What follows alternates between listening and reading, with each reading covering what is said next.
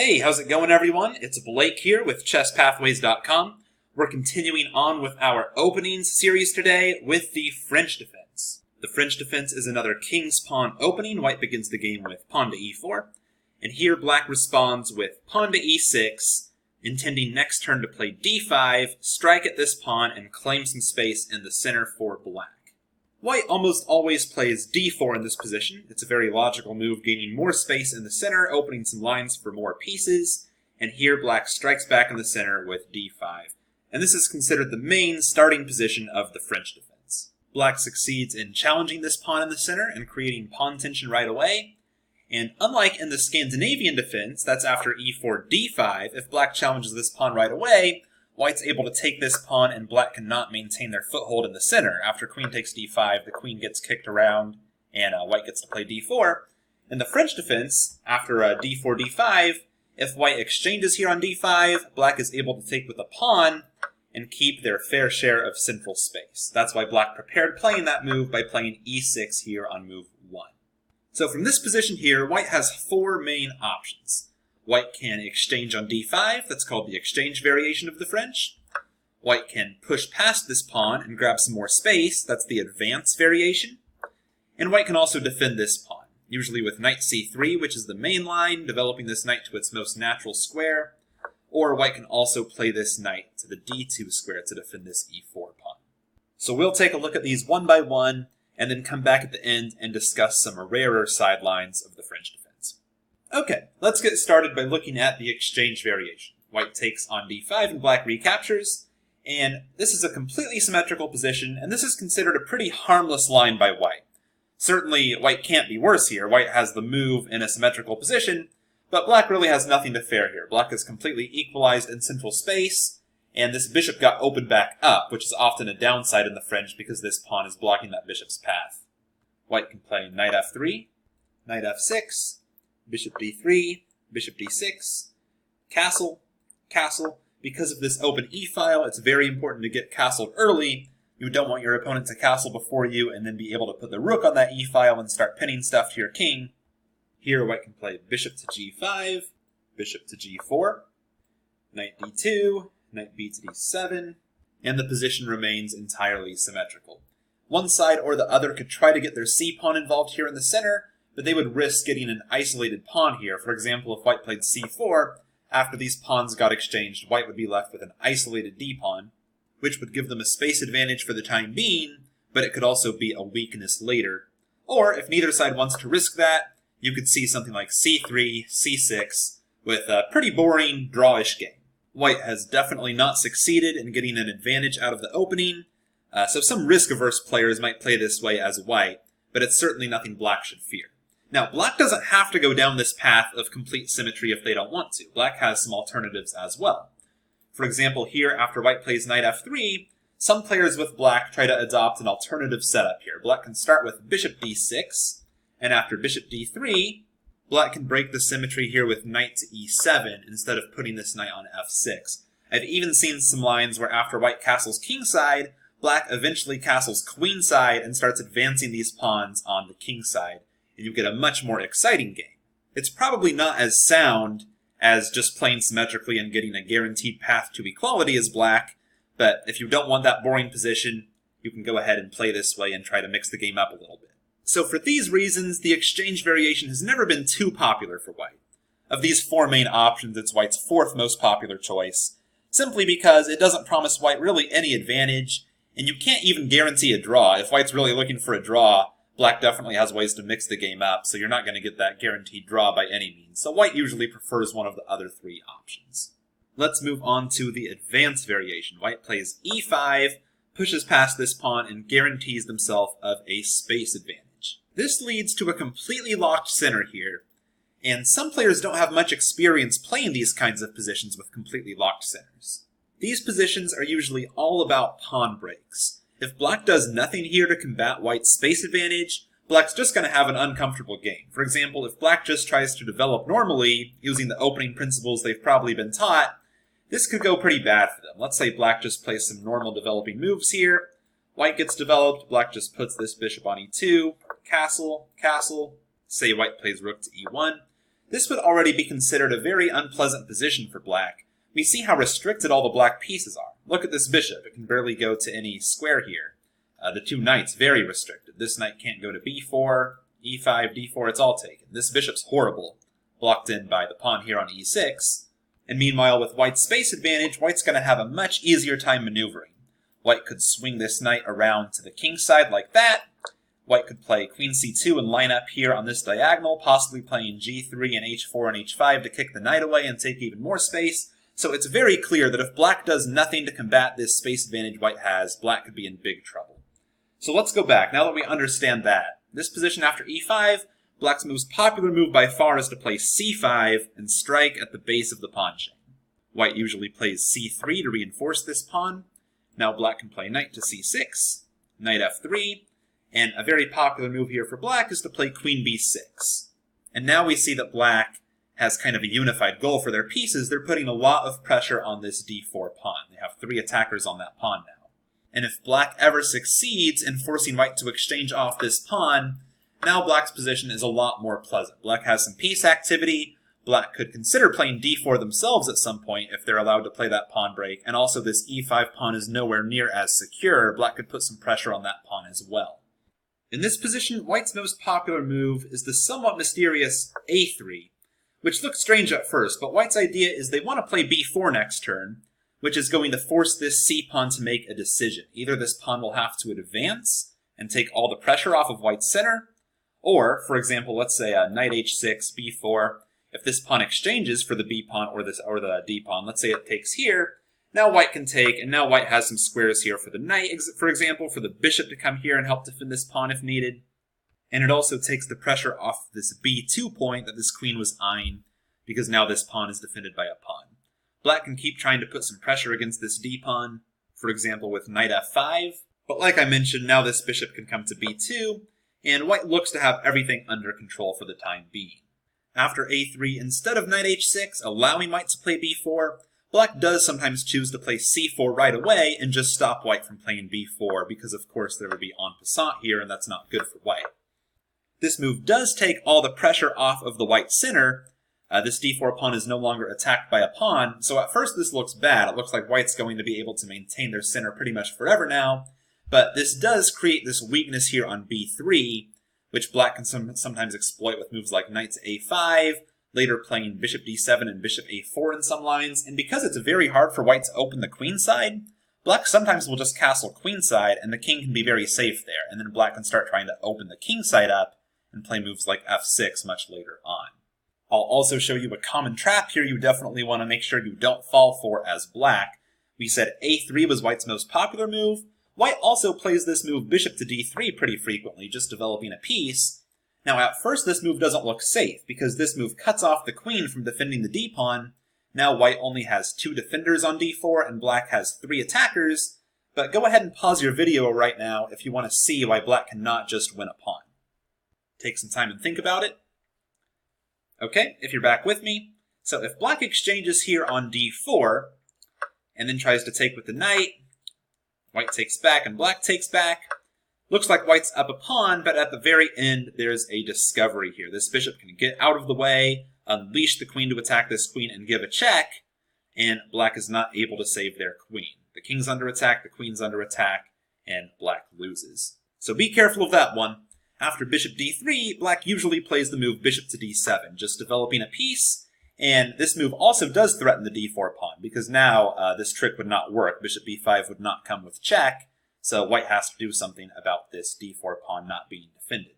White sometimes will take here on c5, but then black gets to develop this bishop, and black succeeded in breaking up the pawn chain. Or white sometimes sacrifices a pawn here. After bishop to d7, white will often just castle and let black take on d4. Black took a pawn, white takes it back, but now black wins a pawn. But the idea is white is going to get kind of a lead in development here. White's castled and black's not, and this queen is still pretty exposed, even though this bishop b5 trick doesn't win a queen. White can just play knight to c3, and this can get kind of dangerous for black. For example, if black's greedy and tries to win a second pawn, now rook to e1, and white's getting a big lead in development. There's also some tactics black has to watch out for. For example, after queen c7, knight takes d5.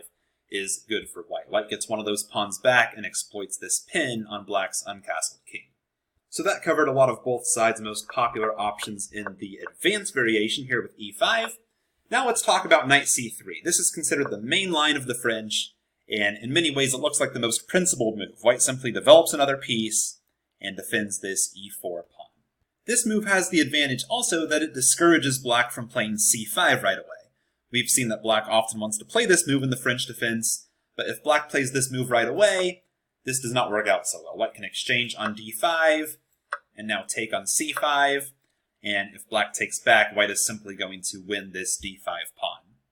Black has some ways to try to wriggle out of this, like playing d4 and now knight e4, and trying to win this pawn back later, but the general consensus is this is not good for black. So instead, black has a couple main options here after knight c3. They can certainly just exchange the pawn here and take on e4. This is called the Rubinstein Variation. It's considered somewhat passive though for black. White does maintain the sole pawn in the center, and we can take a look at how this often goes. Let's say black plays knight b to d7 and knight f6. That's a very common setup for them. White can play bishop to d3 here, reinforcing this knight. Bishop to e7. Both sides do get a lot of flexibility in this position now that all the pawn tension is gone from the center. So white has many moves here. One that I like is to play queen e2, kind of keeping white's options open. Sometimes you can castle kingside, but sometimes I even like to castle queenside and then launch an attack on the kingside after black castles that way, to try to make use of my more active pieces and space advantage when I have the white pieces here. Black can castle, and again, white has several moves. Castle kingside has been played, bishop g5 has been played, but it looks like white does maintain an advantage in a lot of these lines. So that's the Rubinstein variation, d takes e4. Black's two most popular options by far, though, are putting pressure on this e-pawn, trying to force white to make a decision with it.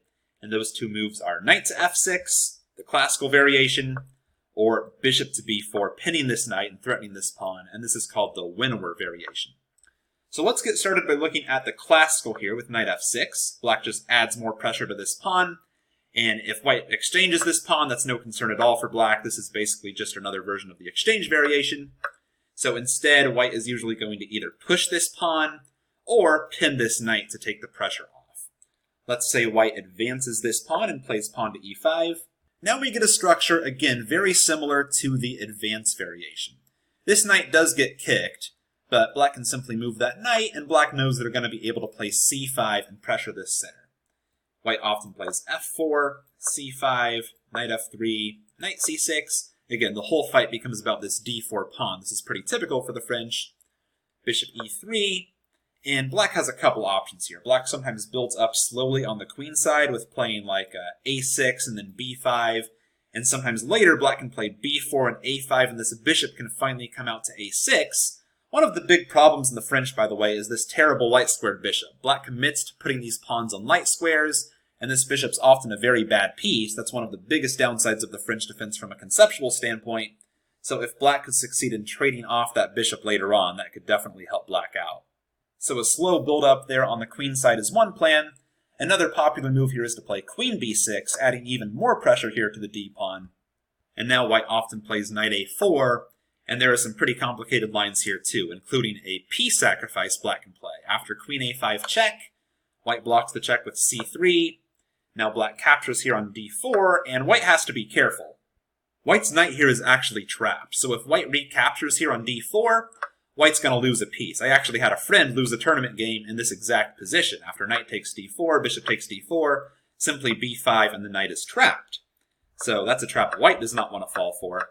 So instead, after c3, c takes d4, white has to play this in-between move and play b4, attacking the queen, giving the knight an escape, and white can capture this pawn later after the queen retreats, but black has a little surprise in store if white's not ready for this. Black can actually sacrifice a piece here, take on b4, and black gets 3 pawns for a piece, with a very interesting position. So we've taken a look at what can happen after e5. Now let's look at white's other option to play bishop g5, not make a decision with this pawn yet, keep the tension, and just pin this knight that was attacking white's central pawn. Here black often does make this exchange on e4 and simply break the pin with bishop e7. Now this knight's under attack again, and white usually plays bishop takes f6 here. And after black recaptures, they can recapture either way, but let's say bishop takes f6, White will often just keep developing and play a move like knight to f3.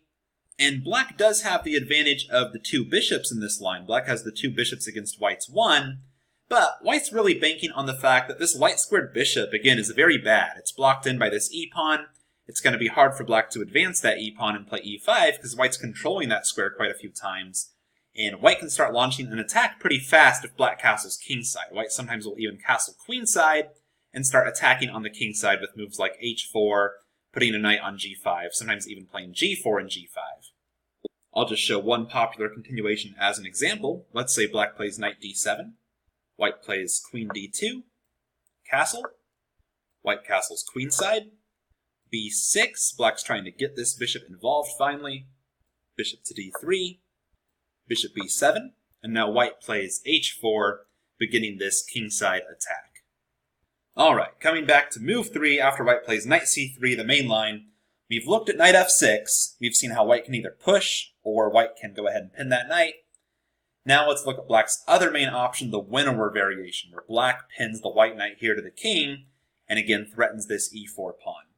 This move often leads to some of the most exciting and imbalancing lines in the French defense. Black's putting a lot of pressure on this e4 pawn, and white has some ways to try to stay flexible and maintain the tension, but for the most part here, white responds to this by pushing this pawn to e5. Once again, you can take on d5, but it's considered pretty harmless after black just recaptures.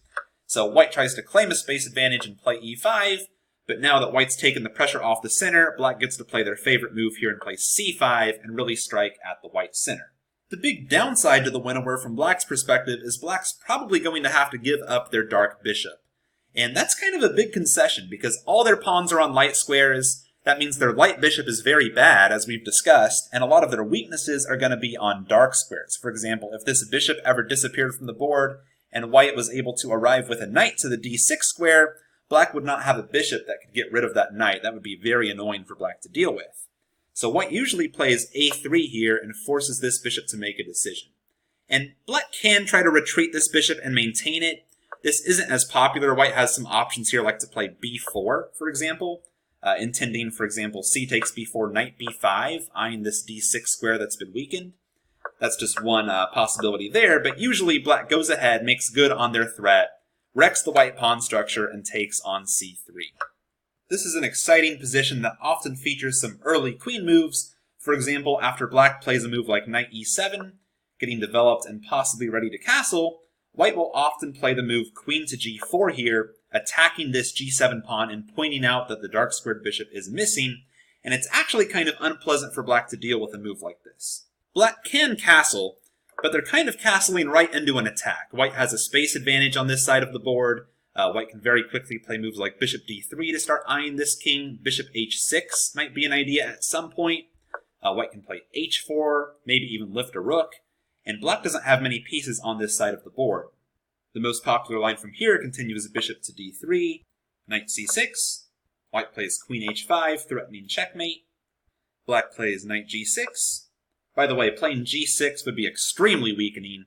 This weakens the dark squares even more, and black's already missing their dark squared bishop, and this bishop would very quickly find a very nice post on either f6 or h6. That's definitely not a good move for black, so instead knight to g6, and now white can play knight f3, intending possibly knight g5, queen to c7, and white looks to have a very nice attacking setup, but black's holding it together for now, and positionally, especially in an endgame, black could have a big advantage here because of these weakened white pawns.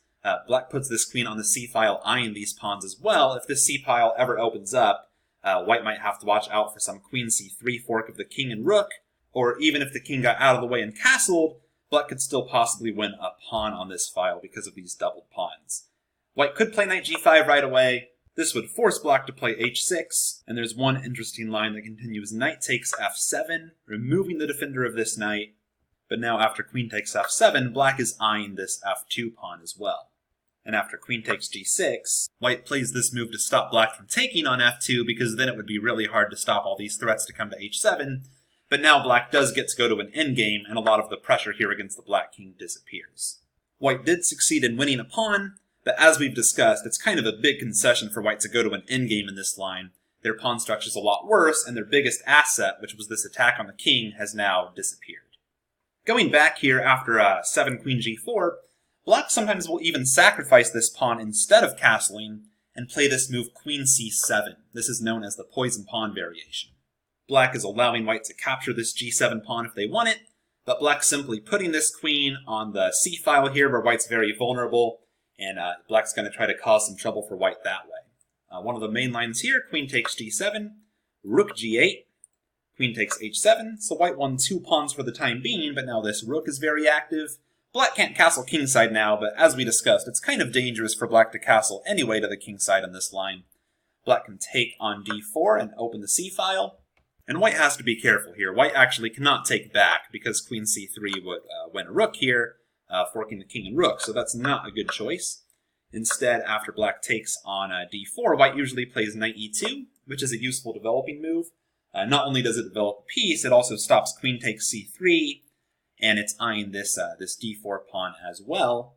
And it also sets up bishop f4 in case black tries to take on e5. Now bishop f4 would kind of be annoying for black. The queen's going to have to move again, and this pawn's going to fall. So instead, after knight e2, black usually keeps developing, puts this knight on c6. White goes ahead and defends this pawn now. One of the main lines goes d takes c3. This queen often retreats, gets back into the center of the action here on d3. Bishop to d7, knight takes c3, black plays a6, because again, knight b5 would be super annoying because this knight could be headed to d6, and we've discussed how weak black is on these dark squares, so black needs to stop that. And now after, for example, rook to b1, we have a very interesting position here. White is up a pawn, and it's a pretty strong pawn actually. White has a passed h-pawn, and white sometimes succeeds in just pushing this pawn very quickly. But where's white going to put his king? That's kind of the big question here. Neither side of the board looks very safe. If white castles kingside, black will often castle queenside and put their rooks on either the g and h files or maybe double the rooks on one of those files. And they're going to get a lot of pressure against that king. Not to mention it would make it much harder for white to push this h-pawn if they castle kingside, because that would expose the king. The king certainly probably can't come to the queen side. The queen side's very open, and staying in the center is always dangerous as well. Black also still has quite a bit of pressure along the c-file. For example, knight a5 is their most popular move here, possibly generating some threats along the c-file after a rook comes to c8, possibly bringing this knight to the c4 square later on. And again, white's up a pawn, but it's a little difficult for white to make progress here, and black has quite a bit of activity. So after knight c3, bishop b4 is a great option for black to pick if they want an imbalanced, exciting game where both sides have their fair share of the chances. This brings us to white's fourth possibility here. So far we've looked at e takes d5, the exchange variation, the advanced variation with e5, and the main line with knight c3. White also has this move knight to d2 called the Tirage variation, which is also very popular. And I saved this one for last because now that we've looked at the other variations of the French, we can appreciate the purpose of this move a little bit more.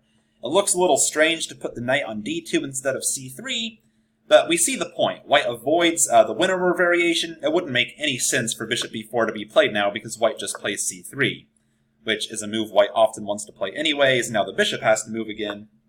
And in some lines, white can push this pawn later to e5, and they'll be free to play c3 and kind of stabilize this pawn chain because this knight's not in the way. That's why they chose this d2 square for this knight.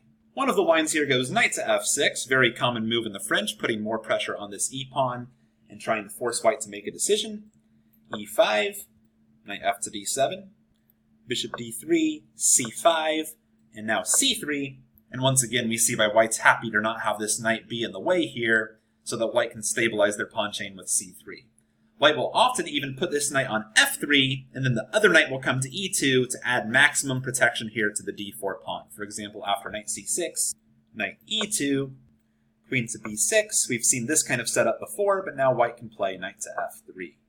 Another approach for black to handle the Tirage variation, instead of playing knight f6, black does have the option to play c5 right away before white makes any decision at all with the e-pawn. That's one downside to putting the knight on d2 instead of c3. We saw how this wasn't possible with the knight on c3. So if you play the Tirage variation here with knight d2, you have to be ready for this option too, and this is often going to lead to an isolated queen's pawn kind of position. White gets to exchange here on d5, white plays knight g to f3, and it looks like black has succeeded in kind of getting a space advantage here in the center, But after these pawns exchange off at some point, black is going to be left with the lone pawn here in the center, this d5 pawn, which does give black a space advantage, but because that pawn is isolated, white will be able to generate pressure against that pawn as well. For example, after knight c6, white often plays bishop b5 here, simply pinning this knight to the king. There might be some knight e5 ideas if black's not careful. Bishop d6. And here white sometimes castles. Also, white sometimes decides that now is the best moment to take on c5. That's kind of a clever idea, waiting for this bishop to develop and then taking on c5, making black kind of waste a tempo. And after bishop takes c5, castle, knight e7, knight to b3, not only attacking this bishop, but also threatening to come to this d4 square, which is an outpost. Black's going to have a hard time kicking a white piece away from d4 because, again, this pawn is isolated. There's no pawns that can help out to kick any piece away from d4. After the bishop retreats to d6, white can play rook e1 and improve this rook. And again, this is a very typical isolated queen's pawn position. Black does get some pluses from this. For example, their bishop's opened up. That's definitely a big positive in the French defense when this bishop is often very bad, as we've seen. But again, the downside is that white can generate pressure against this d5 pawn, and white has this outpost here on d4 for their pieces as well. Okay, to recap, we've covered all the main options here in the French defense. We've seen the exchange variation with e takes d5, the advanced variation where white plays e5 and black gets to play c5 right away, trying to tear down that pawn chain. We've seen after d5 knight c3, the main line. Black can either exchange here on e4 or go for the winnower variation or the classical here with knight f6, adding more pressure to the e-pawn. And finally, we looked at the Tirage variation here with knight d2. Before we wrap this up, I'll just briefly cover some sidelines here so you know how to handle those as well. Okay, so this e-pawn's under attack, and we've looked at the main ways to deal with it. Bishop d3 is another move we didn't really consider, but it's not very popular. Black can simply take here, and after knight f6, this bishop's going to have to move again. Certainly a playable line for white, it's just never been very popular. After bishop d3, for example, it looks like white succeeded in getting this lone pawn here in the center and getting a space advantage, but because white wasted so much time with this bishop, black can actually play c5 right away, and black is considered to be pretty much okay here. So that's one move, bishop d3. f3 is definitely not a good choice to reinforce this e-pawn. Black can simply exchange there and play queen h4, and that is bad news for white. We know it's usually bad to open up this short side diagonal to the king, and here is no exception. After g3, which is the only move to not move the king, queen takes e4, and white is going to lose. So you definitely don't want to play f3 to reinforce that e-pawn. White also has a couple move 2 alternatives. After e4, e6, you've been assuming that white's going to play this very natural, very good move d4, but white doesn't have to play d4, of course. White has some setups where they play d3, for example, and after d5, knight to d2. This is often just going to be a King's Indian attack, though, which is kind of, a completely different opening. White's probably going to fianchetto here on the king side, put this knight on f3, and you get a kind of position that can be reached by many different move orders. I'll just show kind of what I'm talking about. Let's say knight f6, knight f3, c5. Black basically says, if you're not going to take the space in the center, I might as well. g3, knight to c6, bishop to g2, bishop e7, castle. You can get this kind of position from many different move orders. Sometimes white even starts by playing knight f3 on move 1, and then g3 and bishop g2, and then d3 and knight d2, and plays e4 much later. But this is the King's Indian attack. It's not really a French defense. It's just worth noting, if you play the French defense, that white can get this set up through this move order as well. Finally, just one more kind of amusing alternative white has here on move 2 before we wrap up this video. White sometimes plays this move queen e2, which looks very strange at first. It goes against all the opening principles to block in your bishop like this and move your queen as your first developed piece. But this move is just completely geared against black's plan here to play d5, which white knows that black wants to do. And the point here is that if black does play d5, white can capture, and white has succeeded in stopping black from capturing with the pawn, because this pawn is now pinned. Black could play queen takes d5, but that's not really what black was looking for when they played the French defense. Now white can play knight c3, and after the queen moves, white can take the center with d4 possibly, depending on where that queen goes. Black certainly can play this way, but black also has some other moves here to kind of make queen e2 look bad. For example, c5 is a very popular move to play here. This would take a lot of French players out of their comfort zone, because you were looking to play the French defense and now you're playing basically a Sicilian defense. It's as if the game started e4, c5, but, I mean, come on, how often does white play queen e2 in the Sicilian defense? So, you might be saying you're playing an improved version of the Sicilian at the very least. So this queen e2 move isn't popular, but it's just good to know that it exists if you want to play the French defense with black, so you have some options ready to handle it. Alright, we covered a lot in this video. If you have any questions about the French defense, please leave it in the comments. I'll be happy to get back to you. And if you haven't done so already, please make sure you go to chesspathways.com right now and get signed up. It only takes a couple seconds, and I will make sure to send you a free move-by-move guide to chess thinking when you sign up. I'm trying to help more players become chess masters and achieve their chess goals. I give out a lot of free content just like this, so if you don't want to miss out, please make sure you visit the site and get signed up. Thank you everyone for watching, and I will see you again soon.